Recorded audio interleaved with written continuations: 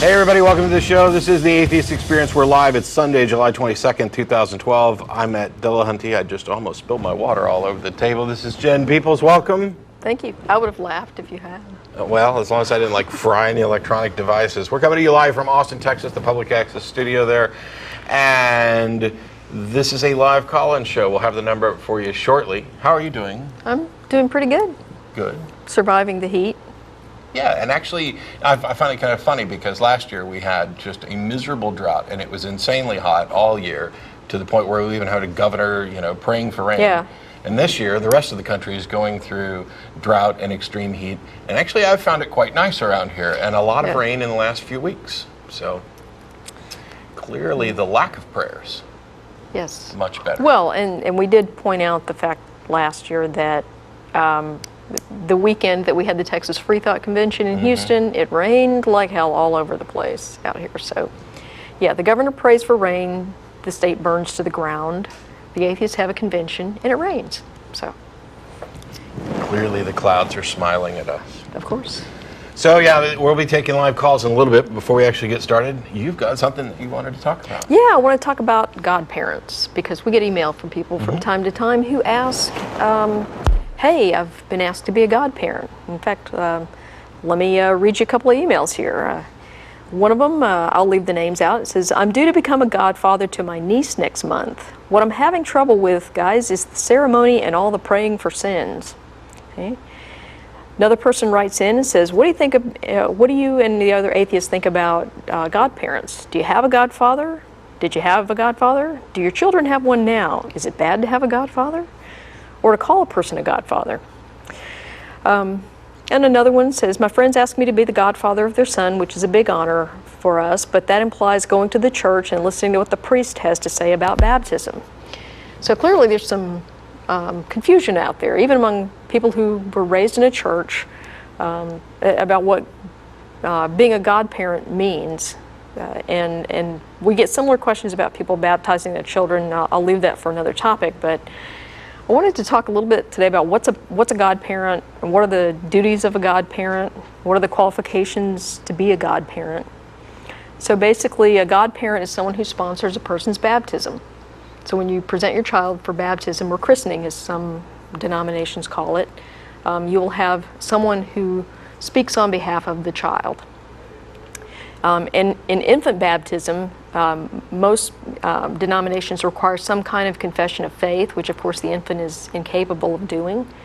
So the godparents and the parents do that. For adults, historically, early in the Catholic Church, there was some persecution going on. And so the Catholic Church in the Middle Ages in particular required someone else to attest to the character of the person who is asking to join the church. And also this person's role was to assist that person in meeting the obligations of being a faithful church member. So those historical roles of a godparent have carried forward through today. And so there are different denominations, and each denomination kind of has its own requirement for who can be a godparent. In some cases, it can be the parents. In some cases, it specifically can't be the parents. So, for example, in the Episcopal Church or the Anglican Church, Church of England, whatever, the requirement is that the godparents be baptized and confirmed in the church. Okay, and some cases it's a little bit ambiguous there. It doesn't specifically say you have to be baptized and confirmed in the Episcopal Church, but that's kind of implied.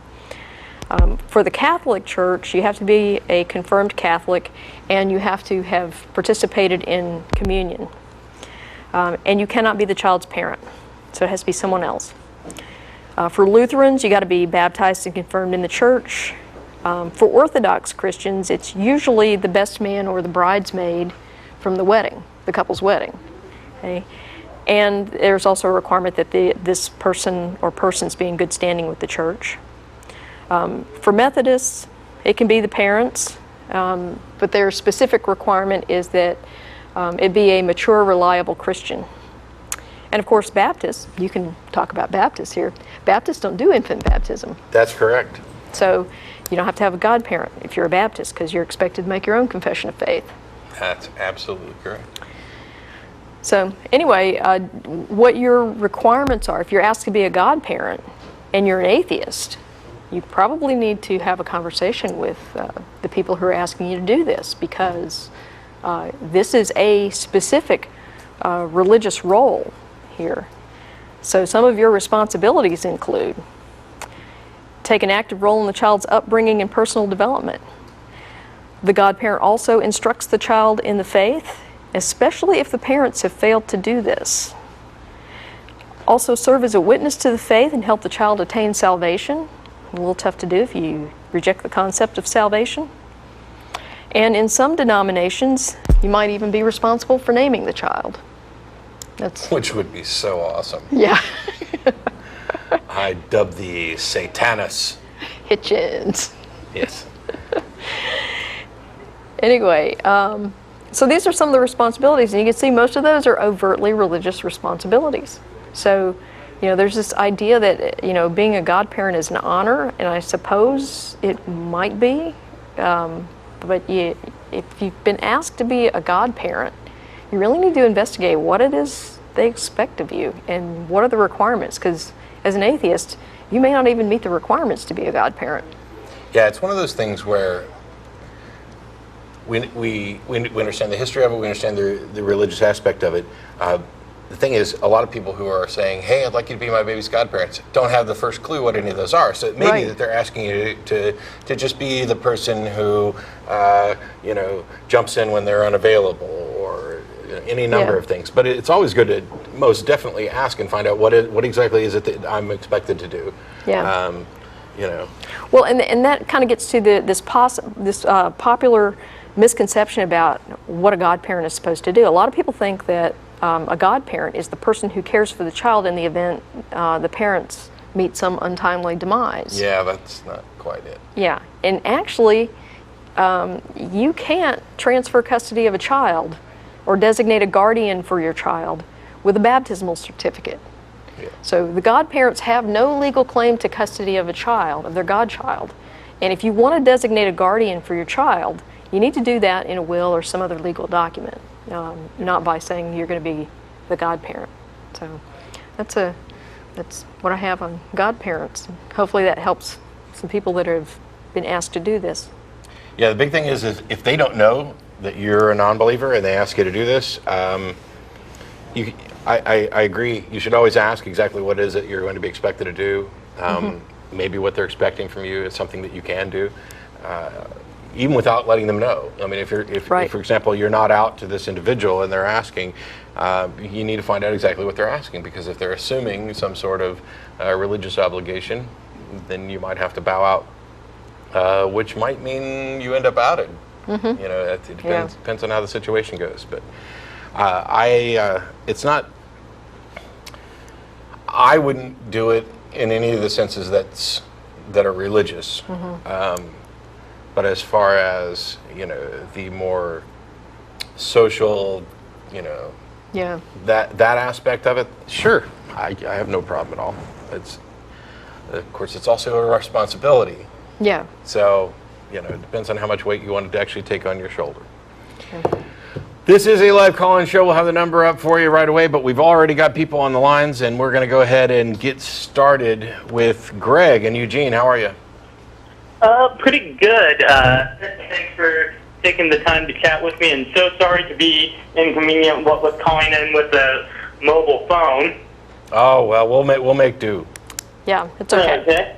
And by the way, just on the topic you guys were talking about, godparents, I really think that atheists could stand to come up with, or do good to come up with an alternate term, like a pasta parent, for lack of a better example, because that's something I volunteered to do for some friends of mine when they had a kid back when I was no longer a member of any organized religion, but not quite an atheist.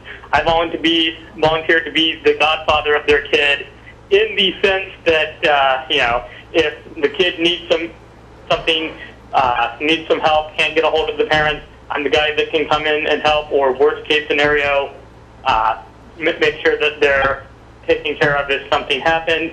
And I haven't even talked to that guy in years because we had a bad incident. But if he called me up out of the blue and needed some help with his kids, I'd still do it. I just think it'd be cool if that wasn't called godparent anymore. Well, I think we actually have a perfectly good term for something like that. And it's called a mentor. You know, I can dig that. If you want to be the mentor of a child, that's great. And wouldn't it be great if we had designated people in a child's life to, instead of instruct them in the mysteries of the faith, we could instruct them in the scientific method. Or even beyond childhood, I think a lot of young adults, when people are hitting the outer edges of teen into early 20s, that's when you need somebody to come along that's not necessarily a parent or a family member that can show you a couple of little tricks of the so-called real world. Yeah. Yep.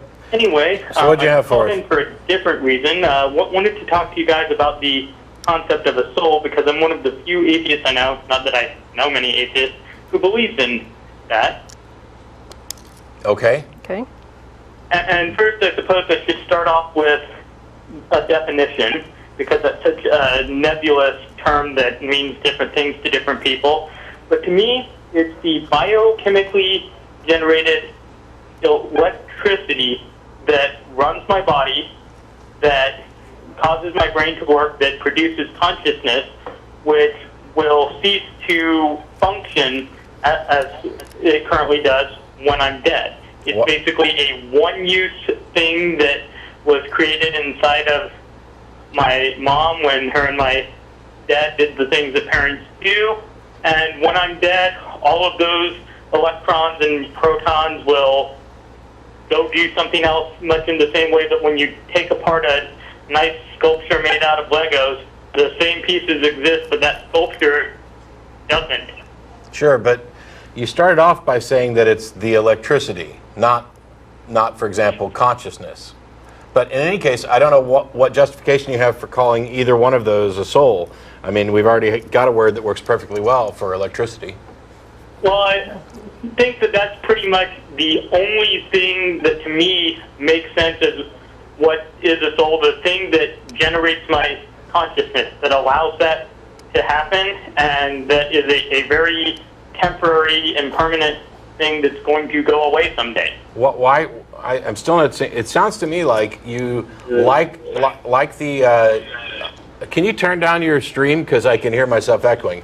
But it sounds to me like you like the idea of a soul, so now you're trying to find some way to make it so that the soul is real, and you're taking the electricity in your body and relabel. And unmagicate the concept of the soul as a way to basically help people get over the biggest fear that anyone I know has, especially when the whole concept of atheism comes up. What happens after you die? Well, and that hang on. scared the crap out of me until I read a really great quote by Mark Twain about how he wasn't inconvenienced about all the billions of years that he didn't exist before he was born. What the hell does that have to do with redefining something as a soul? Because I think that a lot of people need baby steps when it comes to letting go of superstition. To quote the once great poet Axl Rose, you can use your illusions, let them take you where you may. Hey, I tell you what, if I wanted a conversation with Axl Rose, I'd go to the... illusions to throw them all away. Holy crap. They're throwing away the biggest ones, and that's what I'd just like to put out there for people who are having trouble just redefining their entire worldview. There's a small little bridge or raft to stand on as you're floating into the river of knowledge that you can eventually hop off of on the shore to more knowledge. Yeah, I find that notion, first of all, extremely condescending, vapid, and stupid, that we should go around renaming things, real things, with labels that have another meaning. By the way, when you call in and say that you're one of the few atheists you know who believe in a soul, and then you define soul in such a way that it actually applies to something real, but it has nothing to do with soul as it's normally used, I find that to be incredibly dishonest, and I can't believe that believers aren't going to find it similarly dishonest. Why on earth You're saying, oh, I want to take this term that means so much to people and redefine it so that it actually maps to something real. Well, cool. Let's redefine God to mean my coffee cup. Does that actually do anything?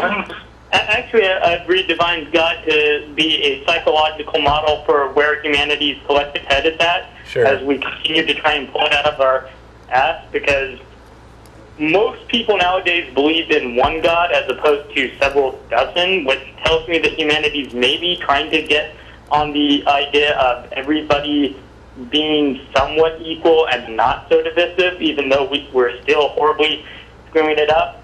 And I think the evolution of ideas and moving away from superstitions, for a lot of people like me, it's not just an easy way to change everything that I've ever held. And I don't find it dishonest to redefine the soul as this. I find it to be, this is the only thing that makes sense in the mystical mumbo-jumbo concept that I grew up believing as a kid because I didn't know any better. The idea that some mystical, magical, indefinable energies that will always be me exist doesn't really make sense anymore. The best I can figure out is this concept that I was told about that people have believed in for millennia since before I came along. It's an overextension of just this one element of our condition that we can't figure out, consciousness, why we're able to ask the question why we're here. And that to me, the only thing that remains as any kind of plausible or acceptable idea for the soul being real in any sense is it's our conscious identity, which is a very temporary thing, which is going to go away someday. And Wait, didn't you also crap out of me. didn't you also say that you believed in the afterlife? In a very limited extent, it's I'm ready for another redefinition. My definition of the afterlife is more likely than not when I die, I will have a very slow, delusional state similar to what is often described as a near-death experience. That's and not then after death. My That's body not. will be decomposed. Shit. That's not after death. You said you're talking about afterlife, not the process of dying. Do you believe there's an afterlife? In the typical definition of my identity will continue to exist forever, no. Okay. I believe now that the you also only don't believe in a soul by the typical definition, correct? No, I'm offering a new definition because new definitions come up all the time as people figure out more things, kind of like the definition that most people I know have ever had. Thanks so much. But when you find out something's not true, you jettison it. You don't need to come up with a new label for it. But thanks a lot for calling, Eugene or Greg. All right, we got Brent in Costa Mesa. How are you? We got Brent in Costa Mesa. All right, so do I need to turn down my volume? Yeah, turn it down. All right, guys, can you hear me? Yes. Okay, so I'll just get right into my question. I've seen quite a few episodes of the show, and a while back you addressed the question of if the Big Bang's real, who started the Big Bang?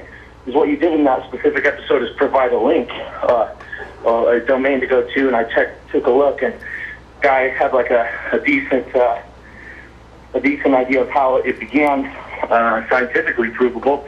And from what I gathered from it, he was trying to say that when there's nothing, you have a vacuum, and just like taking all the air out of a bottle of wine, for example, is if you actually take it all out, there will be an explosion. The glass will explode. So I guess that goes back to the laws of physics. And so I'm calling in to ask who came up with the laws of physics, who put all that there. What makes you think? Go ahead. Yeah, the laws of physics, any scientific law is not something someone came up with. These are observations. They're descriptive laws. They're not prescriptive laws. Nobody wrote them like thou shalt not exceed 55 miles per hour on the freeway.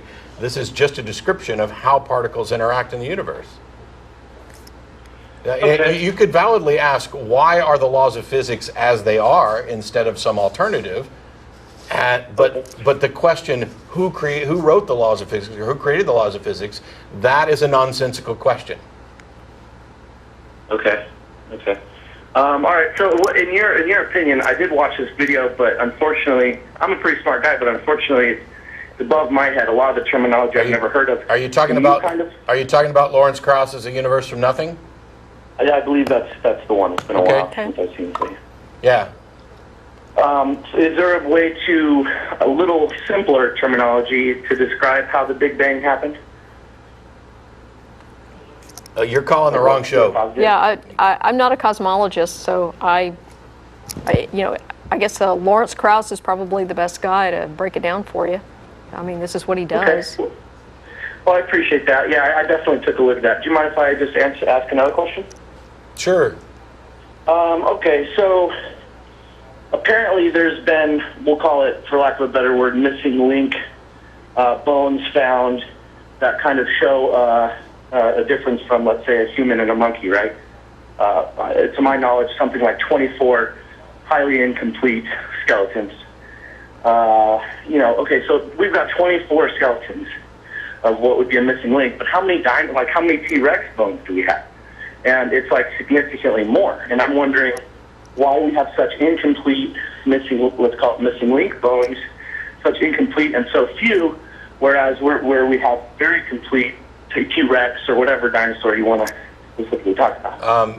Wow, there's so much wrong with that question. It's really kind of hard. Yeah. First of all, T-Rex is a single species for which we have a number of examples of, but we don't have all the transitional forms between T-Rex and its precursors. So you're comparing transitional forms between two species over time with a single species, so you're comparing apples and oranges to begin with. Okay, you're right. I probably didn't phrase that correctly, but I think you kind of led me into the question I was trying to ask, is why don't we have, maybe a better question would be, why don't we have those transitional forms? We have we have lots of transitional forms, and one of the key things is that everything is a transitional form. Why don't we have more fossils in the fossil record? It's because fossils are very difficult and only occur under certain circumstances. So we're lucky that we have any at all. But we don't need fossils at all to demonstrate common ancestry between humans and the rest of the great apes. I mean, we can do that with genetics alone. Yeah, but I'm sorry, curious why there aren't fossils though. Well, because fossilization only occurs under very specific conditions. Oh, I didn't know that. Yeah. Did you think everything that ever died became a fossil? To be honest with you, in some form, I suppose, yeah, that's what I was thinking. Yeah, no, they're pretty rare. Okay, I had no idea. Not only that, but in some cases where there may be a bunch of fossils, you can't get to them because they're buried in rock. I mean, it's not like we're going to go dynamiting the entire planet in the hopes of getting down multiple layers of rock to find fossils. We find we do it the easy way, partly because we're lazy and partly because it's practical, and that is you go to areas where, due to tectonic shift, et cetera, the plates have moved such that older rock is now up on top where it's handy for us to get to. You can't always get to the older rock. Okay. But anyway, right, thanks a lot. Yeah, that definitely, I'm glad I could learn something new there. Sure. I'd recommend stopping by Talk Origins, and there's a lot of good information there about all this stuff. But thanks so much for calling, Brent. Thank you. Have a good day. Thanks. Got Mark in Kingston, Ontario, Canada. How are you? Oh, hi, Matt. Hi, Jen. Hi, how are you? I was just wondering, this year being an election year, why not more atheist groups perhaps emphasize the fact that there are, quite a number of atheists in the U.S. I think, what was the number, about 15%? Yeah. The numbers I was hearing. I think the nuns are up to 19% now. Yeah, something like that. But that doesn't necessarily mean atheists, so. Yeah. Well, we actually are pretty open about, the secular community as a whole is actually much more active now than we have been previously. Are you familiar with the Secular Coalition? Just vaguely, mostly Okay. from programs like yourself and Okay. other things on the net. All right, so Secular Coalition is a lobbying group in Washington that actually lobbies on behalf of secular issues and secular Americans. So, And that the Secular Coalition for America is also branching out and having state chapters for all of those. There are a number of individual groups that are working on the local level. There's a lot of reasons why it hasn't been more prevalent. And first of all is that, you know, despite the fact that our numbers are increasing, we're still a much misunderstood and maligned minority. The other thing is that some organizations are, for example, nonprofit organizations that are limited in what they can do with regard to politics. We're not barred entirely, but we still have limitations. Yeah. Like, for example, the ACA can't lobby, or if Yeah. we're a 501c3, a 501c4 could. There are more and more people getting involved. We are doing nothing but growing. We are doing nothing but getting bigger and getting more vocal. So it's happening.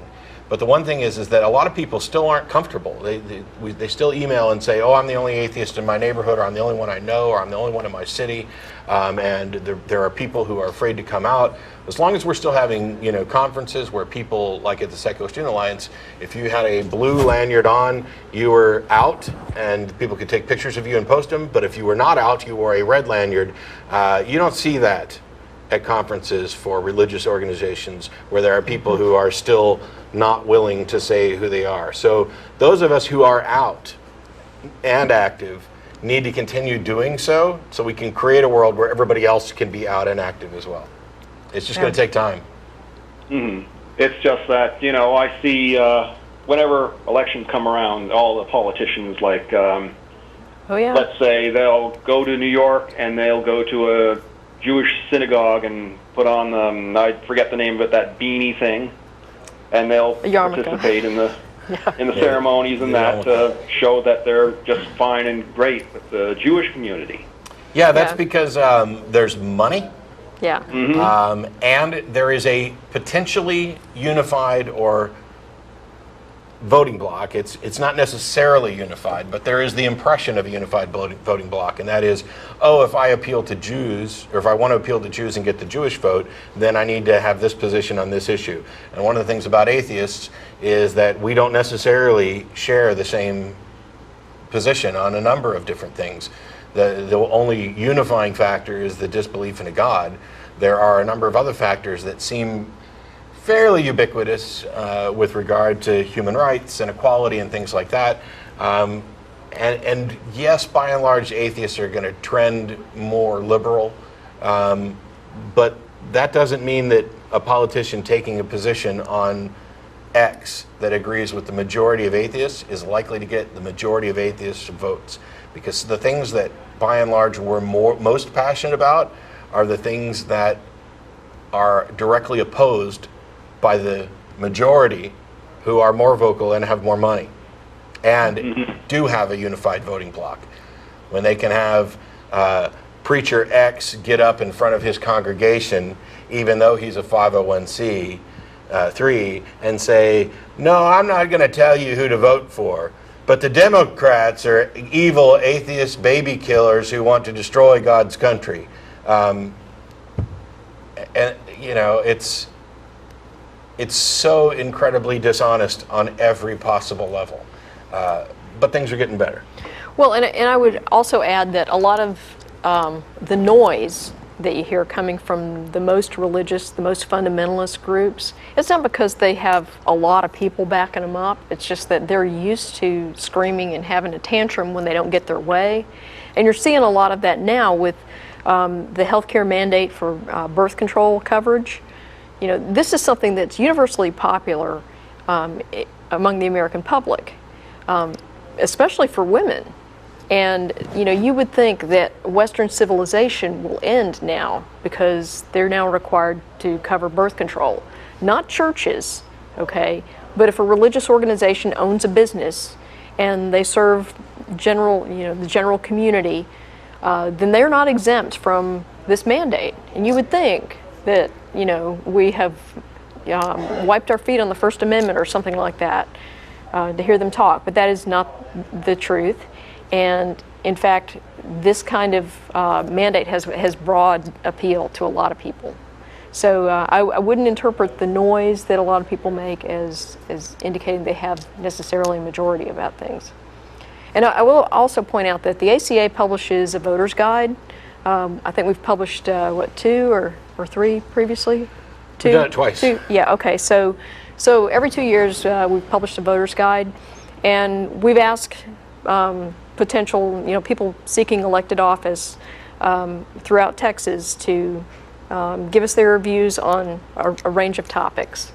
And a lot of it has to do with, teaching real science in public schools versus creationism or intelligent design, teaching comprehensive birth control or sex education instead of abstinence only, things like that. Things that are of interest to not just specifically atheists, but to skeptical people in the general population. So, we're doing stuff like that. Mm-hmm. Well, I honestly, I do wish that, atheists and, perhaps liberals should be a little more aggressive than they are as well.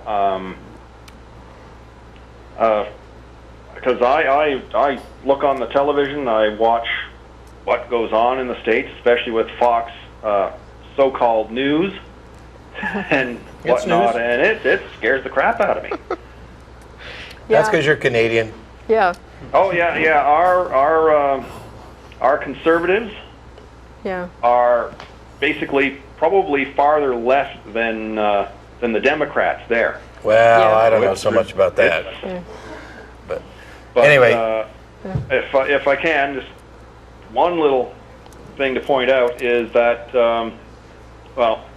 here in Canada we've got about 40 million people, and if the numbers are roughly correct, there in the U.S. there's at least 45 million atheists. So that's just something to consider. There are more atheists in the U.S. than there are people total here in Canada. So, it's just something to consider. That's interesting. Yeah. If we take everybody in Canada and move them down here, the atheists could just take over Canada. Well, heck, if the atheists moved here, they could take over in one shot. Yeah, and I was in Canada recently. I have lots of nice things to say. Gets a little cold though. Yeah. But the good news now is we're in the middle of a heat wave, a drought actually in this area.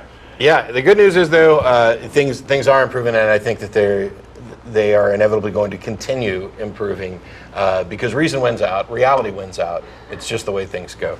But on that note, Mark, I got to let you go. We're going to try and get some more callers for the end of the show. Thanks so much. Thanks a lot, Matt. Thanks, Jen. Bye-bye. Thank you. We've got Micah and Charlotte. How are you? Hey, good. How are you doing? Good. Pretty good. What'd you call about?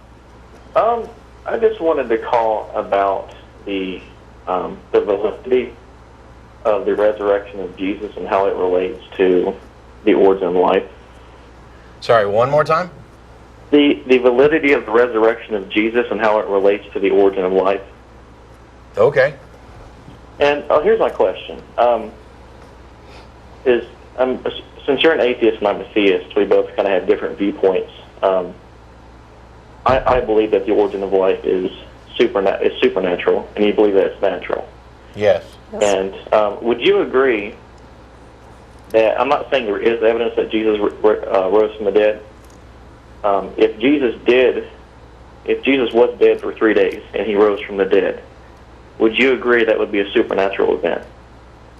That it's not something that we see in the natural world, so therefore it's not science. I don't know. That's not enough details.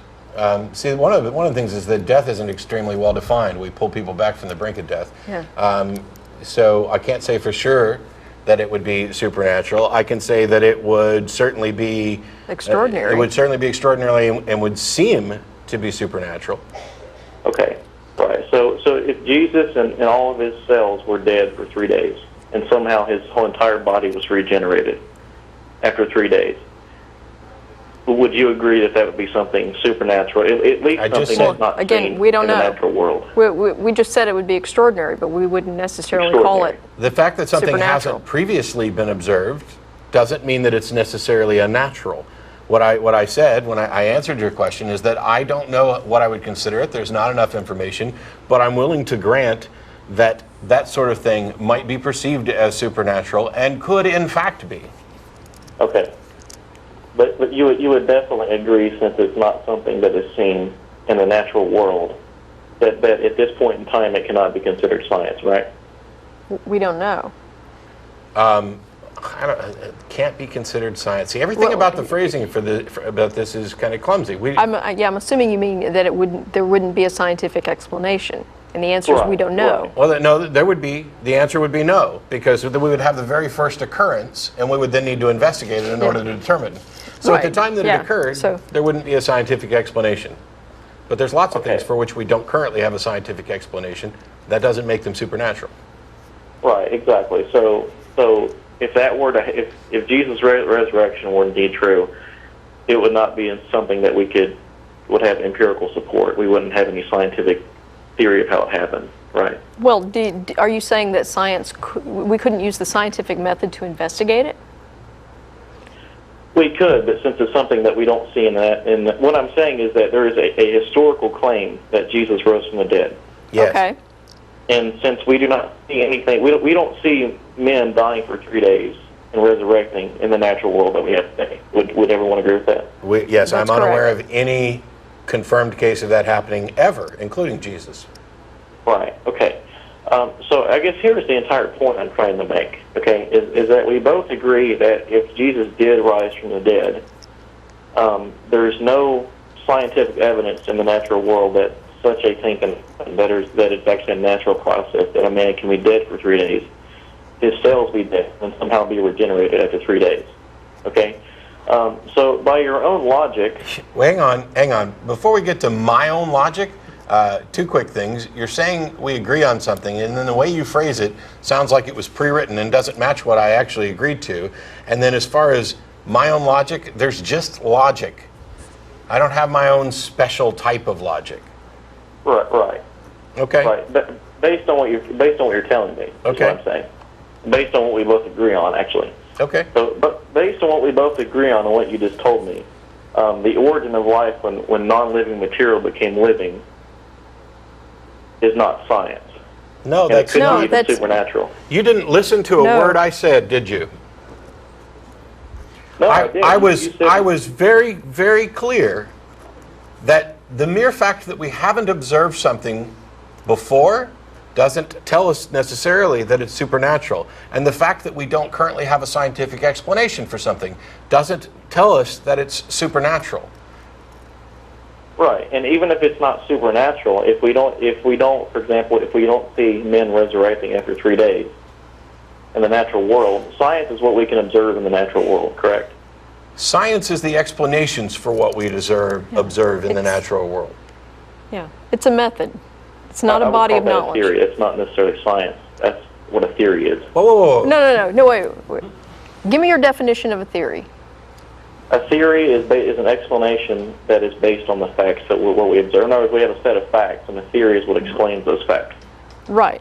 But you're aware that theories It's a broad model. are developed from doing science, and that theories are the highest point of science, the graduation point, so to speak. Right. That there's nothing higher than a theory in science.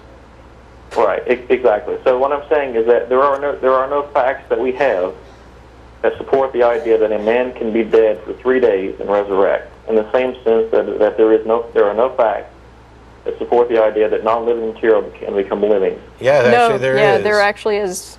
There are Okay, facts okay. that support that. All right, so this is the point, okay? If you believe that it's not supernatural, so there's 2 problems here. There's more than that. Yeah. There's probably quite a few. If the resurrection of Jesus is either supernatural or it's not, there's no facts to support that such a thing can happen, it's the exact same thing with the origin of life. No. Except for 2 things. Number 1, you've got a dichotomy there that is, while it's valid, is completely crazy. It's not a way that you want to phrase things of it's either supernatural or we don't have scientific facts. But the thing is, when you're talking about abiogenesis, we do have facts that have been investigated by science. We don't fully understand abiogenesis. We don't understand everything about it, but we have, in the laboratory, demonstrated that it is possible for natural material, by purely natural mechanisms, to give rise to the building blocks of life. Right, right. And here's the issue of that. I've actually studied this quite a bit. This whole theory of abiogenesis can't even get to the step of producing a protein. What we can do is... No. For somebody who's studied this quite a bit, I just... Yeah. This is baffling because let me give an example. Can't get to the step of producing a protein. Do you realize how much further down the chain a protein is than just the building blocks of living material? That you're objecting to somebody not being able to create a 747. Right, and I'm assuming you know what a protein is, correct? Yeah. Yes. However, I'm wondering why we're going through all of this, because there's a fundamental problem at the base of this. And one of them is this. There's absolutely nothing that we can investigate with regarding the resurrection of Jesus. It's a historical claim. There's no scientific evidence for it. And so is abiogenesis. No. It's also a historical claim. No, because abiogenesis, we can never say what actually happened, how our life formed, unless we actually find historic evidence to support that. But the process, the scientific investigation of the possibility of abiogenesis demonstrates that it's possible, or that it's not impossible. And therefore, you're not in this situation like you are with a resurrection, where you have no examples of anything like this, something that was living, become dead, and then become living without any sort of action taking place on it. Right. And what I was going back to is I'm not even on here to say that there is evidence that Jesus rose from the dead. Okay, because that's what, first of all, that's what the screener says you said. The screener says that you said, I think there's scientific evidence in favor of the resurrection and I'd like to present it. Was that not true? Yeah. I think if abiogenesis is true, then it's just as valid that a man possibly could raise from the dead. Well, I think that if it's demonstrated that abiogenesis can occur, then yeah, it may be possible to demonstrate that there's a scientific method by which somebody who was dead can return to being alive. Right. Okay? Well, but that's all still natural, and it doesn't mean that it was likely to have happened in the first century. Right, and since you were talking about abiogenesis and I was actually talking about protein, I do have a very simple question, assuming you know what proteins are. In order to get a protein to form, the amino acids do not fold themselves into a protein. You understand that, right? I'm aware of that. Yes. Okay. They need a ribosome, correct? Where are we going, and why are we going there here? Yeah. Why aren't you calling science shows? Well, I just assume that atheists, study science quite a bit. I am. Here's the thing. No, I'm no expert in any of the science stuff. Jen knows this stuff better than I am, so I should shut up. Except for one little thing. How is any of this relevant to whether or not there's a God? Because that's what this is all about, right? You believe there's a God and I don't. Right? Right. And I think it is relevant because I think I can easily show how abiogenesis is scientifically impossible. Aha! Now we get to the crux of it. This is why I said there's a big old fat problem at the back end of this. Your position is that abiogenesis is impossible. You are making a claim that something cannot naturally occur. Not that it has not, but that it cannot. Right. Why would you call into a public access TV show with no scientists to make the claim that this is scientifically impossible? Why aren't you publishing papers and actually talking to scientists about this? And why aren't other scientists making the same assertions that you are? Why are they actually investigating to find out whether or not it is possible? And why does the evidence seem to preclude the impossibility of it? I don't know if I caught everything that you said, but I have spoken to scientists before. You have what? I have spoken to scientists before. Okay, and what did they tell you? I never got a response. Oh, yeah, well, they probably were busy Which is why investigating this call how is over. abiogenesis Which is occurred. why this call is over. If you're going to claim that a scientific position, which has not been confirmed, and people are investigating, if you're going to claim that it's scientifically impossible, you need to do it with scientists. Second of all, no, there's no second of all. Thanks for calling. Actually, he should be having this conversation with your wife. She's in a better position than either of us to talk about Yeah, this. she's at home ripping her hair out right now. Yeah. It's just so baffling to me because, first of all, you don't understand the limitations. Yeah. That's the key thing here. Science is not about philosophical naturalism, which is the philosophical position that the natural world is all there is. Science is about methodological naturalism, which means that the natural world is all we can address with reason and evidence in our scientific toolkit. That's what science is about. And so science would never assert that abiogenesis is impossible, only that we haven't demonstrated that it is possible. There's this idea called a null hypothesis, which you should look up because you're ignoring it to your peril. And it's allowing you to confuse yourself into thinking that you've come to the conclusion justifiably that this is impossible, therefore God. And that's boneheadedly wrong. Sorry. Yeah. I think Gary's been on for a Sure. while. Hey, Gary in Bristol, how are you? Hey guys. Hi. Hey Matt. Hey Tracy. It's Jen, not Tracy. Oh, sorry. I can't actually. I haven't actually got TV, so I don't actually know who's on today. Yeah, you know, we tweet this and it's published on the website and everything, so you know who's going to be on. Anyway, go ahead. Okay. I just want to know why. How come you guys, don't believe in, God or anything?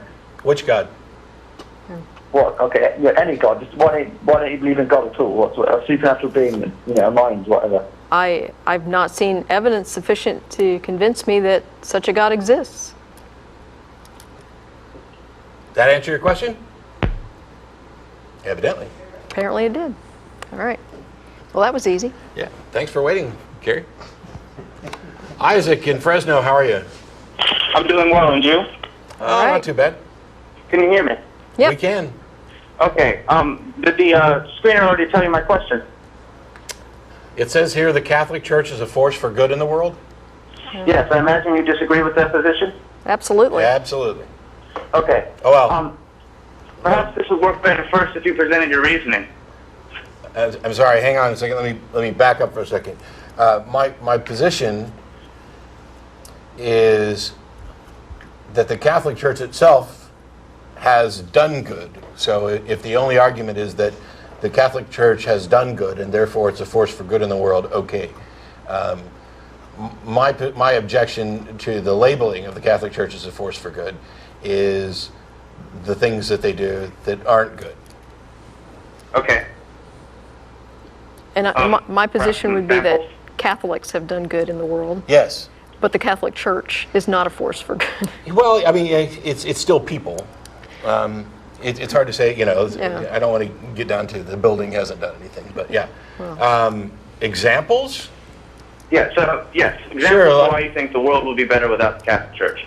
Wow. AIDS in Africa. AIDS in Africa, Inquisition, just the idea that there are special people who need to relate God's message to you, creating a kind of an incredibly unequal society, indulgences, opposing contraception pretty much everywhere. Which is your AIDS in Africa, yeah. Okay. Yeah. The extreme, how did I not go to this first? The extremely illegal actions that make them a corrupt criminal organization of moving pedophiles around from church to church over a colossal amount of time in order to save their image and allow these predators to keep raping children. How's that for not a force for good in the world? Well, my first response to that is I'll pose the same question you posed to the gentleman earlier who was talking about scientists. You mentioned, why aren't scientists contradicting his statements? Well, why aren't litigators contradicting your statements? If that were really the case, the Attorney General would have taken the Catholic Church to task on that a long time ago. Well, no. So, part of the problem. But, I mean, no, that's beside the point. No, it's not wait, beside the it's point. not. It's post of complaint within the organization, and you've even labeled it as criminal. But the thing is, why in the world don't you bother to reform the organization rather than simply to destroy it? Because I'm not a member of it. The police. I don't care to reform it. Why would I care to reform it? First of all, you're not going to just sit here and come up with fallacy after. Well, if what you said was true, then certainly the legislature should be going after them. Have you looked in Ireland lately where that's exactly what they're doing? When you're talking about an organization that is systematically set up to avoid and inhibit criminal investigations, it's really, really hard, especially when you talk about something that's rich and filthy rich and powerful. The fact that it hasn't happened yet, oh wait, no, that's not true. It's happening now. So your initial rebuttal here is absolute nonsense. Sir, that's funny. You haven't even heard my entire argument because you haven't allowed me to finish. Would you like me to allow you to finish, or would you like me to hang up on you? Yes, please. Most certainly. Thank you. Now, the police force exists. It's a necessary force to keep criminals away. Yet there exists corruption in the police force, and they do things far worse than the Catholic Church. And mind you, these pedophiles would have done what they did. Pause. I'm going to let you finish. Pause. But we do not. I put you on hold in case you didn't hear that. Nobody can hear you but you right now. So you're paused. We do not get rid of a necessary system. You're still yelling into the phone. Yeah. Sir, I do not want to have a shouting match. You're not having a shouting match with anybody except yourself. Your ass is on hold. That would be most appreciated. You don't understand. If you would pause for a second, I'm trying to explain to you that you're on hold so that I can respond to your nonsensical position here. No, sir, no. Wow, you don't know what hold means. I'm going to give you exactly one more chance to actually have a conversation here, which is a back and forth, and you're gone. The police is a necessary organization, and it's worth reforming. The Catholic Church is not a necessary organization. It is a nonsensical organization. A bunch of fat, lazy do-nothings who have been living off the public dole for centuries. The fact that they can do good is a testament to the fact that there are good people who will do good. But the organization is corrupt. It is poisoned to its core, and it serves no essential good purpose, no true purpose. It's lie after lie, promoting harm to real people, and you can sit there and engage in histrionics and yelling at yourself on hold all you want, but the Catholic Church is not a force for good, and fuck you for saying so. Joey in Los Angeles, thanks for waiting. Oh yeah, thank you for having me. You got like 3 minutes maybe. I apologize for the No last guy. problem. I just had a question pertaining to a show you had a long time ago, and you had said that you didn't find the problem of evil argument to be quite compelling, and I found that quite fascinating because I've always been saying the same thing to myself because I never found it relevant to whether a God actually exists or not. I'm more concerned with whether God exists, not so much the character. And so I know you're more than aware of the Way of the Master Ministries. I happen to live kind of close to them, and I see them very often. Mm-hmm. And of course, I come into contact with people that are heckling them, trying to have conversations with them. And usually the first thing they go to is the intolerance card, which consists of, why don't you just let everybody believe what they want to believe? And we do. And of course, this actually gets a response from the crowd. They start cheering, but I don't like that argument at all. Because you're saying that the atheists are yelling back at the Way of the Master people, saying just let people believe what they want? Yeah, and personally, I really wish that these atheists would understand that if these people, we need to understand that if they truly believe the things that they believe in, then they're doing exactly what they should be doing because they're taught by the Bible to preach and proclaim the gospel. They should be doing that, so you shouldn't be mad at them. No, if it was true, then, wouldn't you want to know? What you're seeing, exactly. what you're seeing partly is, first of all, this let everybody believe what they want to believe is kind of a stupid argument, no matter which side it comes from. Because of course you're going to let everybody believe. How could you? You can't stop people from believing something.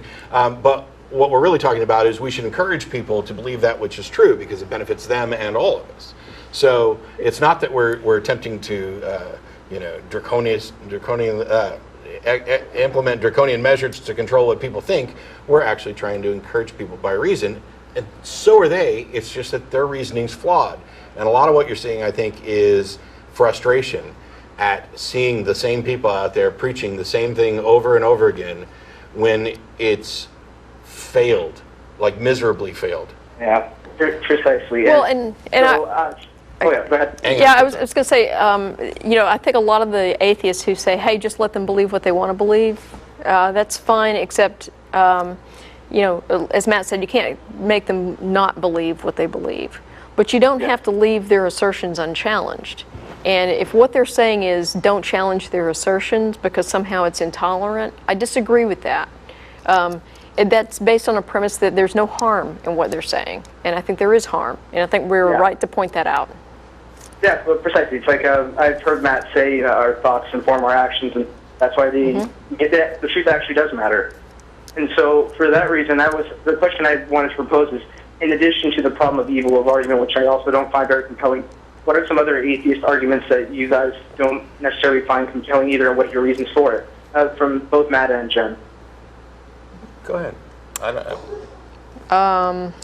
I guess one of the things that I dislike is people that argue against Christianity by leading with the similarity of Christianity to previous religions. There might be some similarities, but all that proves is that these ideas were fairly common. It doesn't prove that Christianity was a ripoff of any other religion. Yeah, and it doesn't demonstrate that it's false. Right. My thing is that I think different arguments for different situations. There may be some situation where in the right context, any argument might work. So it's not so much I want to go around saying, oh, these are arguments I don't think atheists should use. I don't want to cite like Answers in Genesis has. It's just, this is my personal taste. I understand the problem of evil has a place. I just don't really find it that useful most of the time. Maybe it's my Southern Baptist upbringing that makes me view this differently. We are completely out of time. They've already posted the credits. I apologize. Thanks so much to everybody who called. Thanks to the people who actually make the show possible, who were listed and gone. Yes. We'll see you all next week. Bullshit level,